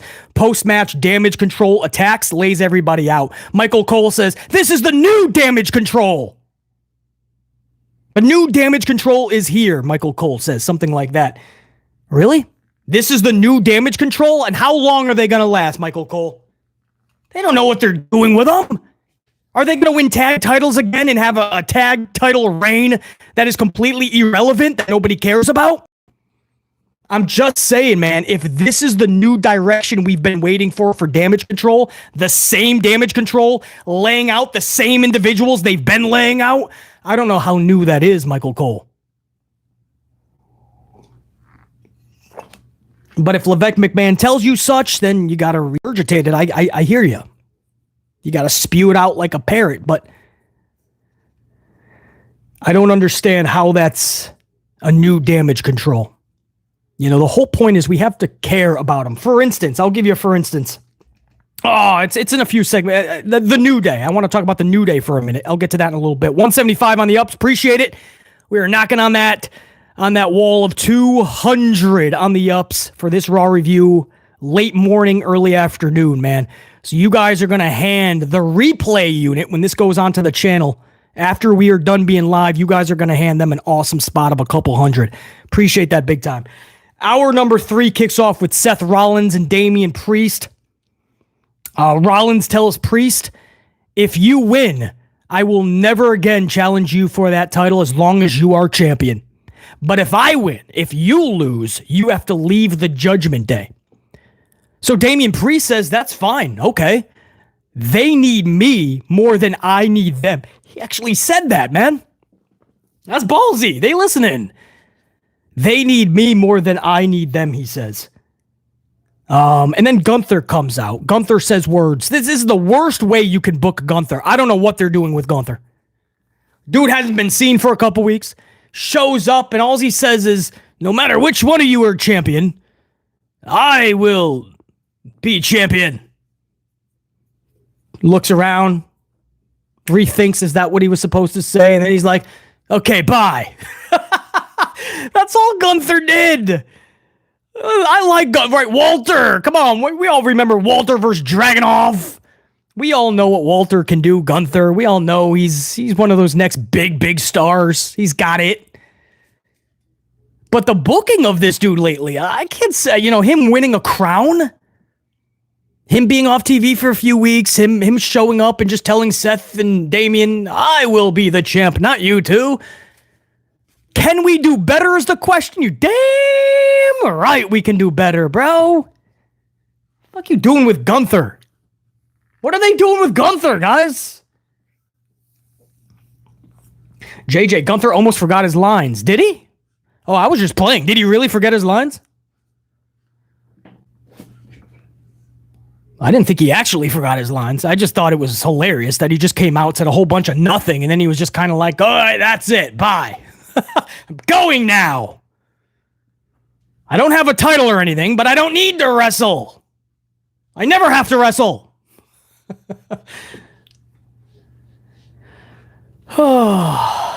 JG, I'll let it pass. What? Did he really forget his lines? I was kidding around. James Shrimp Fajitas, Gunther seemed awkward. His booking is awkward. I don't get how this is supposed to captivate anybody, man. Gunther's a badass talent, He's a fun dude to watch, but this ain't it. JJ, he looked confused to why he was out there. Yeah, that's what I was gathered. That's why I made the joke. He always looks that way because he's probably like, damn, this is the easiest money I'm ever going to make. I'm just coming out here and telling two dudes that no matter who wins, I will win the title eventually. SummerSlam. JR9, he needs to add another element to his act for sure. I mean, this is getting a little opposite of good. NXT Gunther, for instance, was more like captivating than this. That's not a good thing. So Levesque McMahon is doing everything else. I get it. Stop, take a breath. Remember, you have Gunther. And remember, this dude is in one of your main events, supposedly a SummerSlam. You better make us feel like this is a main event worthy match. We're less than 6 weeks away, and Gunther is like an afterthought. He wasn't advertised for the show, and nobody really even thought of Gunther. And this is one of your main events at SummerSlam? I don't know, man. And too many people are just willing to look past just like, because it's Gunther, right? And we all like him. We all know there's such star quality and star power in him. So nobody really wants to talk about any negatives for Gunther, right? No, everything is fine. Everything is awesome. It's not, man. Gunther came out last night. I didn't give a fuck. I was like, all right, hopefully after this segment, I'll give more of a fuck. Afterwards, I was even more lost. Dude said some stupid word, walked out. He's like, bye. Seth and Damien are standing there like, that was it? Who's it? Look at this guy. You get lost on the way to catering? JR9, me too, bro. Bro, I don't even think of Gunther when I think of WWE Raw or SmackDown. I don't even think of this dude. He's not relevant at all. He wins a crown. He's not relevant. He's going into the main event of SummerSlam. He doesn't feel relevant. The booking of Gunther has to change. Has to be yesterday. So there's the stipulation. Seth Rollins, I can't go for the title again as long as you're champion. All right, he's not gonna be champion that long, so that's not a big sacrifice. Now, Damien leaving Judgment Day, possibility. They could set up a triple threat SummerSlam match. That's what it looks like it's doing, because if Damien doesn't turn complete face within the next 6 weeks, you have another heel versus heel main event, Gunther versus Damian Priest. Seth Rollins could be that big face that divides the heels. I don't want to see a triple threat main event again for a WWE pay-per-view or just WWE in general. Too many triple threats, too many fatal four-ways. But it's looking like you could get a schmaz. Gunther, Damien, Seth, some type of schmazzery at Money in the Bank that leads into SummerSlam. That's what it's looking like. That is true, Rich. You could say that about a lot of talents, but the reason the spotlight's on Gunther is because this dude just won this crown at King of the Ring. He's supposed to be this big main event at SummerSlam, and his booking is it's garbage. So that's why it's even worse with Gunther having this type of booking, because for a lot of fans like BC, it's like, how is this exciting anybody? Who's going to school the next day? I understand it's June. Most schools are out, but work or school or whatever you got with your... If you're talking pro wrestling, who's going? Did you see Gunther come out? Dude, Gunther came out. What do you... Benny, you didn't see Gunther? Gunther came out. He told Seth and Damien. He told them both, no matter what happens at Money in the Bank, I'm getting the title at SummerSlam. What do you think Benny's going to say? Benny's not going to go, oh man, I thought he was going to come out and go, no matter who wins, you're also going to beat me at SummerSlam because there's no way I'm winning it. Nobody thought Gunther was going to say that. The guy won King of the Ring. He's going to the SummerSlam main event. Who's talking about Gunther's segments? Be honest, guys. Nobody is talking about Gunther's segment last night. Man, did he tell them off. That was riveting. Came out in that, it was like a navy blue suit. I remember one time he was wearing the black one. No, Benny, he didn't. He wore the navy blue. And first he laughed a little, and then he told him that he was going to win the title. Benny, you got to go back and watch it on the YouTube machine. It's on there right now. It's on the WWE YouTube.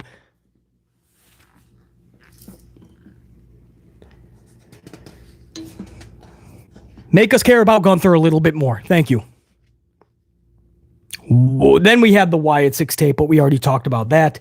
Karrion Kross versus Kofi Kingston. Kross pins Kingston. Xavier was attacked by AOP backstage. Tension within the New Day is what I am finally starting to see, right? Maybe seeds planted for the New Day finally just going their own way. It's beyond stale, guys. There's nothing else Paul Levesque McMahon can do with the New Day. But what more do you guys, for huge New Day fans, right? And we all respect and love Kofi. Xavier has a good fan base. BC absolutely puts Big E on a pedestal. Unfortunately, I don't know if we'll see Big E wrestling in a ring again, but Big E is just one of my favorite dudes in the business. Love Big E. So much respect for Kofi. And Xavier is good as well. But as the New Day, what more can you guys see from them? Another title reign? Go through the same teams?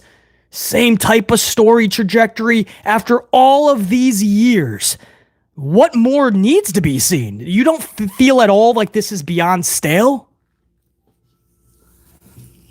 JR9, do it. JR9, there's an idea. Let's do it. There's nothing to lose, man. They're trying to hang on to something that is so beyond stale just so we can get some New Day rocks. But even that is much less today.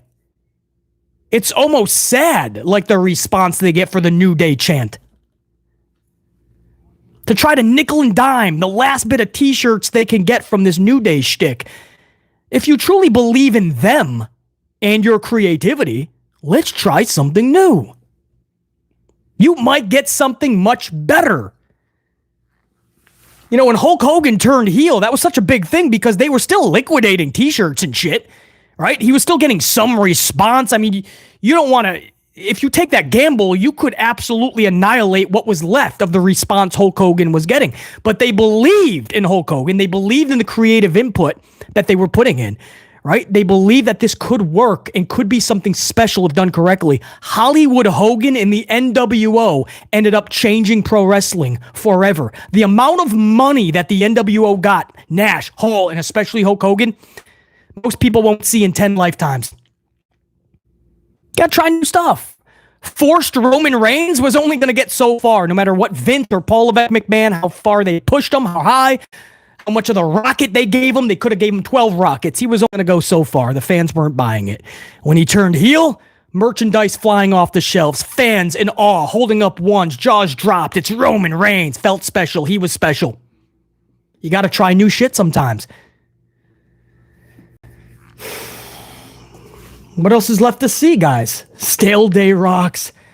Alicia, I love Big E too, BC. Just everything about the dude is just, he's just a top-notch human being. And you believe him when he's out there in that ring. He knows when to put the comedy aside. A vicious Big E is a powerful, badass Big E. I just love Big E, man. Big E is, you never want to see anybody get injured. But man, when you see Big E get injured, you're like, no. And especially that type, because you're like, dude, that could be his career. So to this day, it's like, damn, man. Darkman, yeah, as the biggest New Day fan in the unit, it's time for a true breakup. Darkman 060. You know, he's out there saying, Darkman 060 says, I'm one of the biggest New Day fan in the unit. And even I will say it's time for a breakup. You have to at least try it, like a real separation. They tried a couple of variations in the past, but they always bring them right back together, right? They lean on it if something isn't going exactly as they planned. You gotta put them in this. Kofi Mania was a real thing. I'm not saying you're going to recapture that, but to say that Kofi Kingston is nothing without the New Day and can't ever be anything without the New Day, I don't buy that at all. To say that Xavier Woods will never be anything without the New Day, I'm not buying it, dude. Not.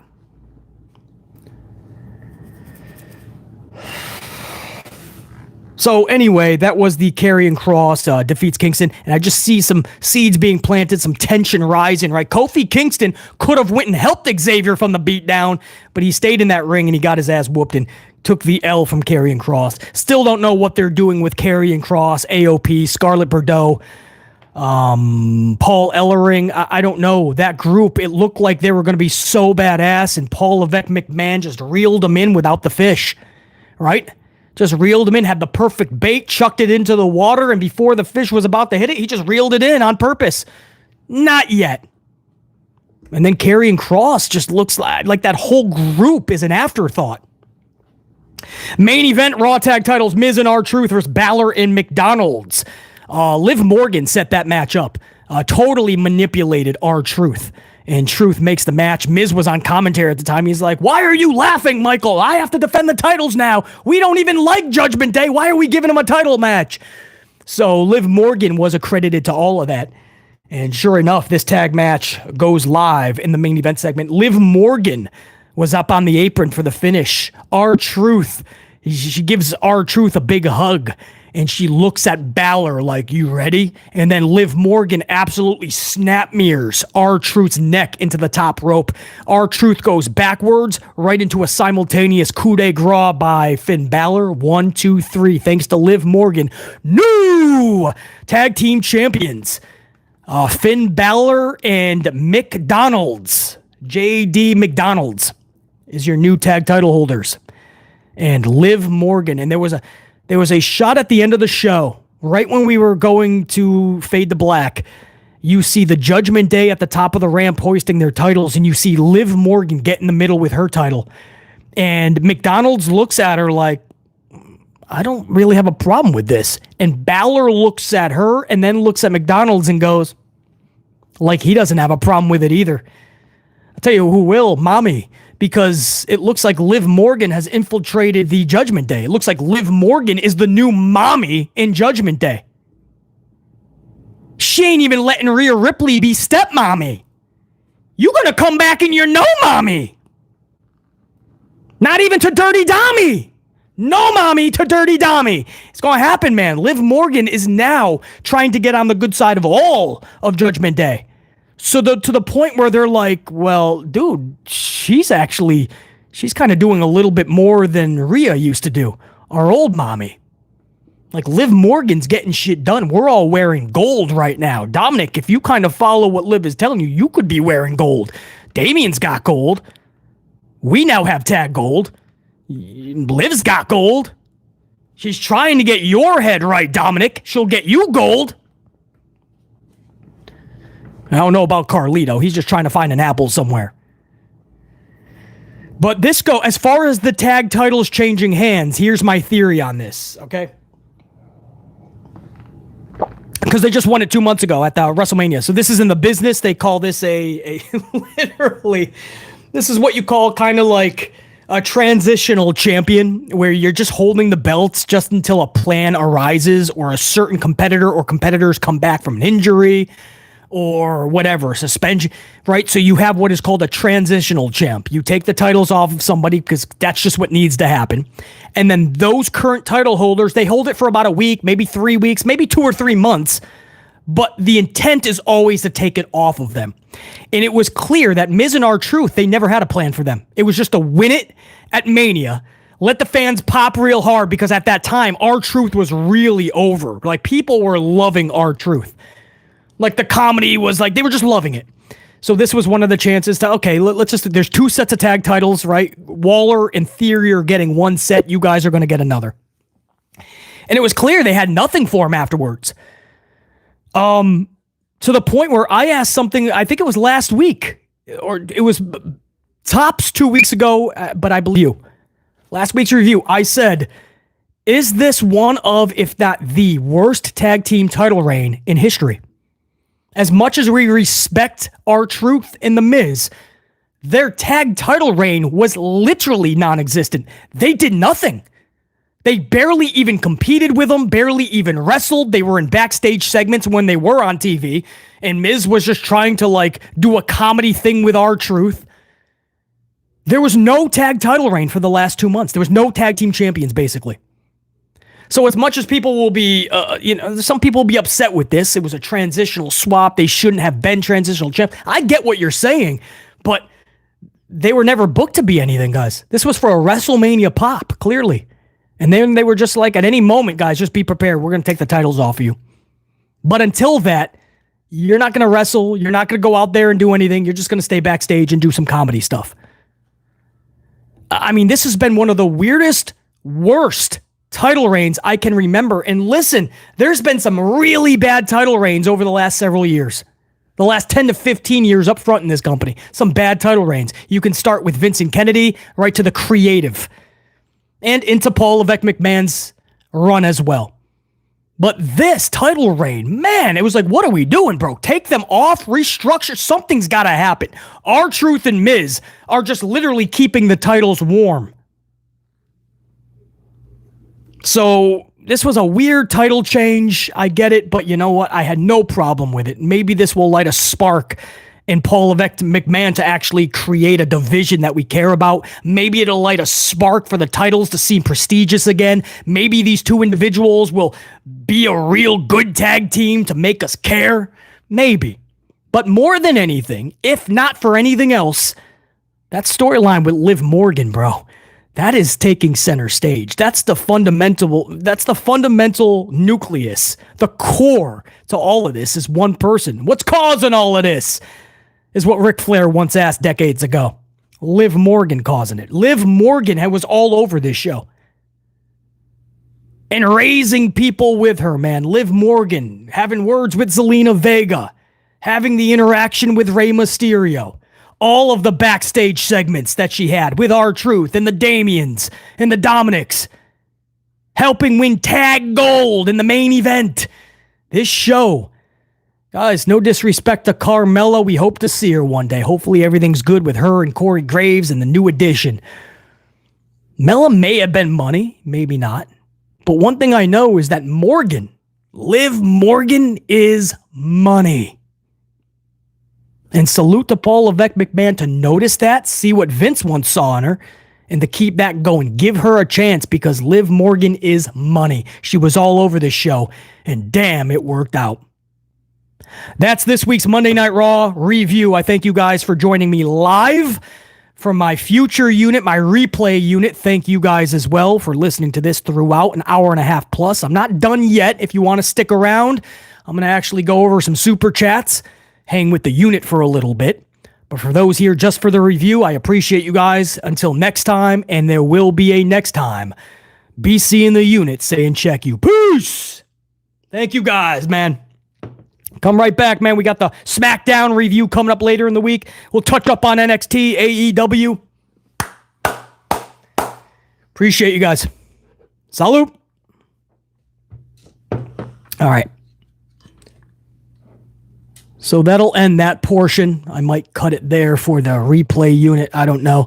If anybody wants to stick around, I'm going to stick around for a little bit, and we'll go over some super chats. I also wanted to go over one thing, too. Probably should have done that with the unit that was already here. But SmackDown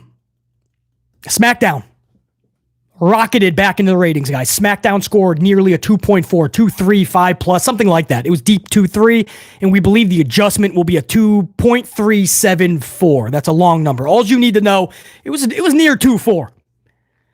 Huge jump from last week's 1.9, and it's not a coincidence, guys, that the entire wrestling world was saying, wait a second, that SmackDown is better than usual.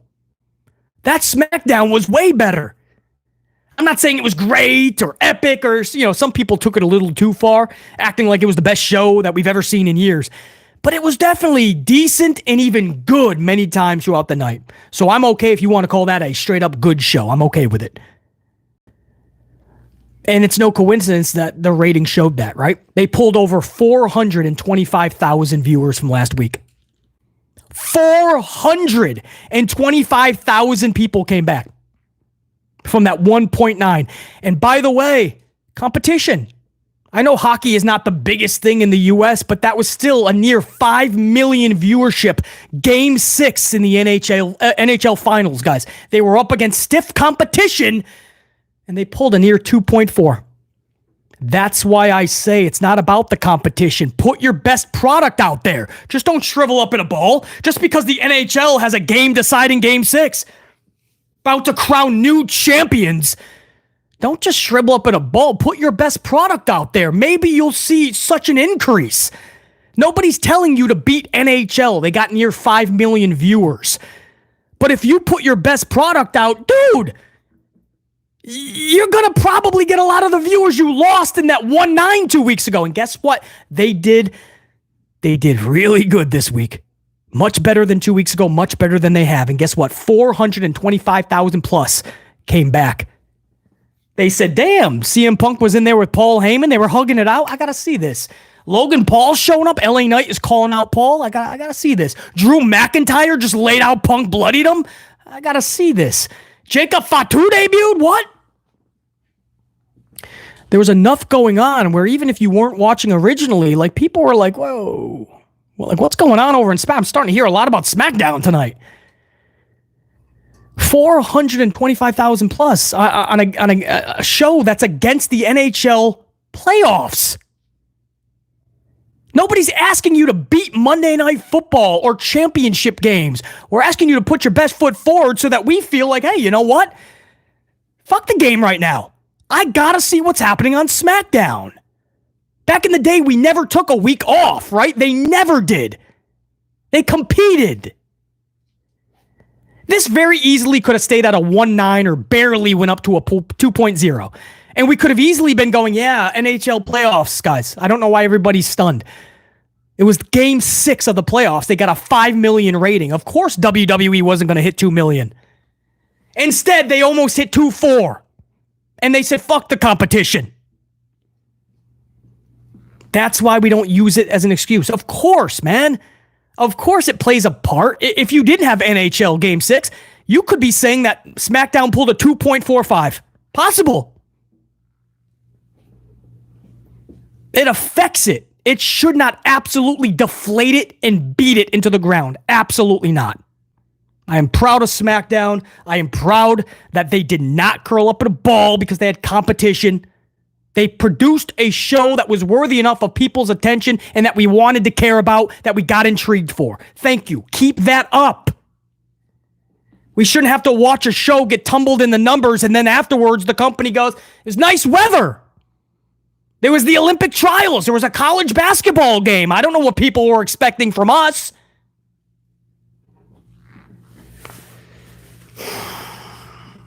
You know, so that was good, man. We need more shows like that.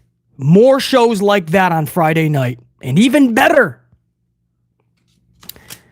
I do not feel, if you're wondering my upfront assessment, I don't feel Raw was as good as SmackDown, but it wasn't terrible either. So it's something to build upon. I hope everybody just looks at that SmackDown and creatively, like behind the scenes, and goes, all right, we hit on something here, man. There was a different flow. We had like several bigger storylines, not just like that one, you know, at the very end. No, we had several things that people actually wanted to discuss. Anyway, let me go over to Super Chats, man. Super Chats. Man, I told the unit, I said, we're done with the news and the review, and then all of a sudden, I went into a whole nother topic, the SmackDown rating. Where are we? Oh, JR9 Gaming, 5-spot coffee. VHS equals Bo's masterpiece, plus Finn cost Priest at Money in the Bank, and 2 weeks till my 23rd birthday, July 9th, which is the first NXT after Heatwave. I need JC to win a present from HBK.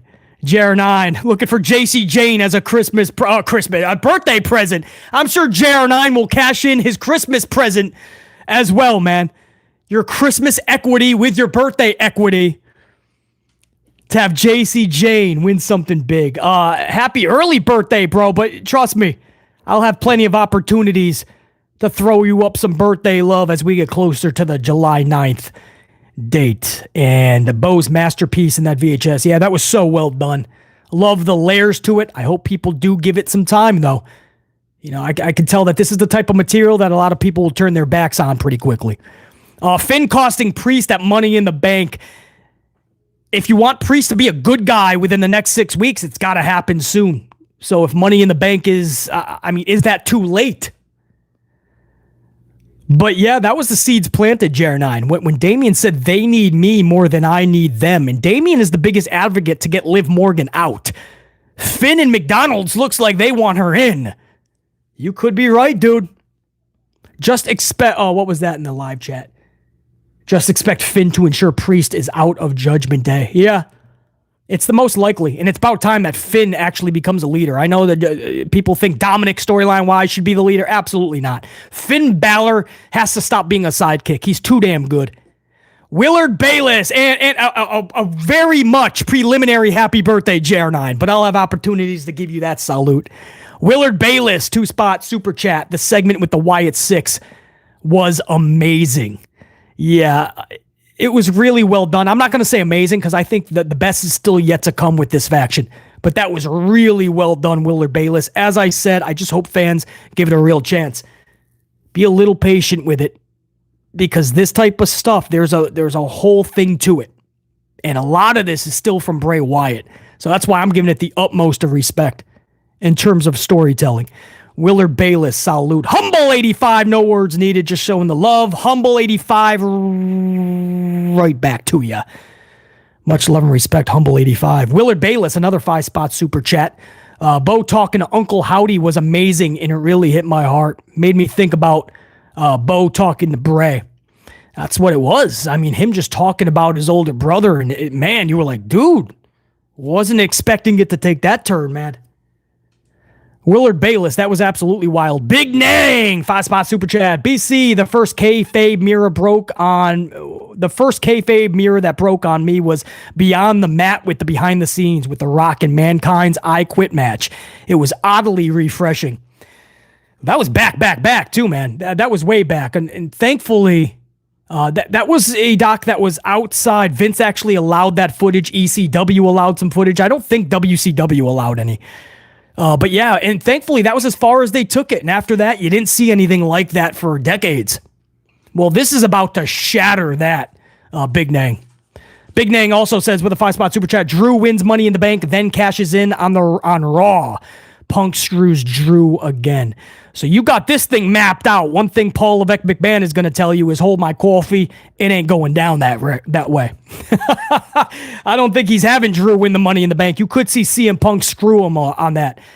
And then you cash in on Raw, and then Punk takes it from Drew. I don't know, man. There's so many kind of... Right now, they're just going tick for tack, Big Dang. I don't know if Levesque McMahon knows where he's going with it. You know, they're kind of playing it by ear when they have CM Punk in the building. Dave Mealy, 10-spot, couple of super chat coffees. Dave's up in here, man. How about we have some fun, have Drew go for the Money in the Bank briefcase, and then have AJ interfere. Maybe have her cut a promo while he's on the ladder. Dave, I just want AJ Lee up in there, bro. AJ Lee is ready to go. There's no reason she can't go out there, even with just a microphone. If Drew is going to be screwed, have AJ and Larry the Dog do it. Dave, I'm with you, man. Send that over to Levesque McMahon. Let's get that in creative process. These myths, 5-spot coffee, despite the flaws this year, do you think Triple H is doing better than Vince? J-Day is running hot right now. Judgment Day is running hot right now. But Braun should be nowhere near them. Much love. These myths, in many areas, Paul Levesque McMahon is absolutely doing better than Vince. Absolutely, I'll give him props on that. Some of these shows will flow a little better. Some are more interesting in some aspects. And then there's many ways he's doing the exact same issues that we had with Vince, and in some areas even worse. And that's why numbers haven't really improved consistently. So there's a lot of discussion there, these myths. Paul Levesque McMahon absolutely deserves credit on so many fronts for the product beginning to go in a different direction that we needed it to go in. And on so many other conversational points, Paul Levesque McMahon is doing the same things as Vince, like playing to his favorites and diluting those that should be getting a proper run. And in so many aspects, he's actually doing worse. So it's such a... You would need a whole different stream just to talk about Paul Levesque McMahon and where he's taking the company. But there's good, there's bad, there's ugly, there's even some great. But that's why I always will give him props when things are going good, which I have done again in this upload. Then there's times where you're mind boggled that the booking can be this bad. These myths. Appreciate it. Also, Pimp Jesus, a 2-spot super chat. 200 on the ups, guys, live in the middle of the morning / afternoon. I appreciate you guys big time, man. When you hand this over to the replay unit, the future unit, they now just have to concentrate on whooping 300's ass. Put a clearly Canadian destroyer on that up. I appreciate it. Pimp Jesus says, my birthday was 4 days ago. Happy birthday, bro. And don't worry about it being belated. I always say it's a happy birthday week, not just day. So it's the whole week, Pimp Jesus. So technically, it's not belated. Happy birthday to one of my big-time supporters on the channel, Pimp Jesus, who's also a gold card member, by the way. Channel member, Pimp Jesus. Appreciate you, brother. All right, guys, I have 1% battery. Man, did we just make that or what? Appreciate you guys big time. I had a lot of fun this last hour, 49 minutes-ish. We're going to do it again real soon. Until next time, and there will be that next time. Top guys, we're out. BC in the unit saying check you. Peace! 1% battery. Dude, we did it. JR9, James Shrimp Fajitas, check you. Thank you. One of you better catch this. I'll tell you that much. Long